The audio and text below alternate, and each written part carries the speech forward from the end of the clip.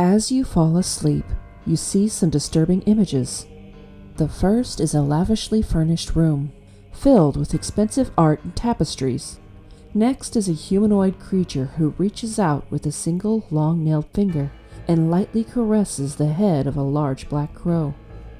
The crow is holding a letter in its talons. In a flurry of black feathers, the bird takes off through a window and ascends into the sky. As the crow rises higher and higher, you can see it depart from a majestic castle. Your vision blurs, and you see something that seems very recent. You see the Ningyo fish you had released, and watch as it falls from the deck of the tusk cart. It smiles mischievously at you, and seems to wink before hitting the water. Your view shifts. Now you can see through the eyes of the crow as it soars high over a vast ocean. You're back aboard the tusk cart. After rescuing Teclis from Yater, you see Teclis examining Roland's blood-red scimitar. It's exactly as you remember it, except there's something different here. There's a visage of a terrifying shadowy demon hovering over Teclis as he looks at the blade.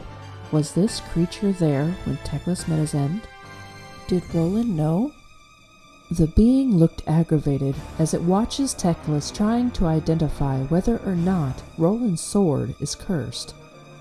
The visage reaches out with a clawed hand and plunges its shadowy arm straight through Teclis' chest. Teclis' eyes grew wide, and he stumbles as he clutches at his heart. No! You could have prevented this if you had known. If Roland had said something. You see through the eyes of the crow as it travels over barren fields and abandoned homesteads. The people who once tilled these lands moved on or perished long ago. The crow's vision blurs. You see a dark chamber filled with drow, some dead on the floor, others fighting. A half-elf bard dances in the corner of the room like an idiot.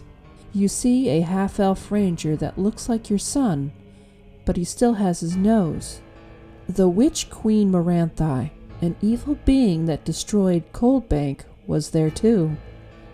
Kevlion looks over to a human paladin with a sad, resigned expression. He knows what he must do.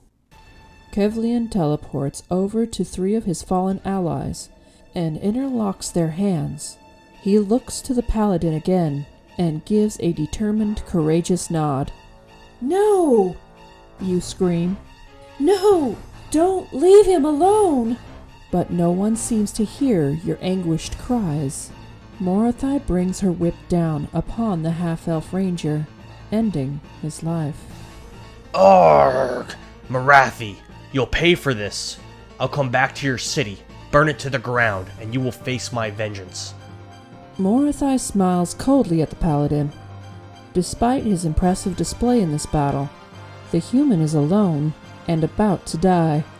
I think not. Your mortal life ends here. The paladin takes a step forward and disappears, leaving a white mist in his wake. He reappears over his fallen comrades, confidently grabs a half-orc's hand, and says the words, Kaldura Azavestos. He and 3 of his defeated allies disappear, leaving Kevlion's dead body behind. Your son, was he dead? You get the sense of suddenly falling, and your view changes. Now you see a large cavernous area. You've never seen this place before. There are shoddily constructed wooden structures scattered against the cave walls.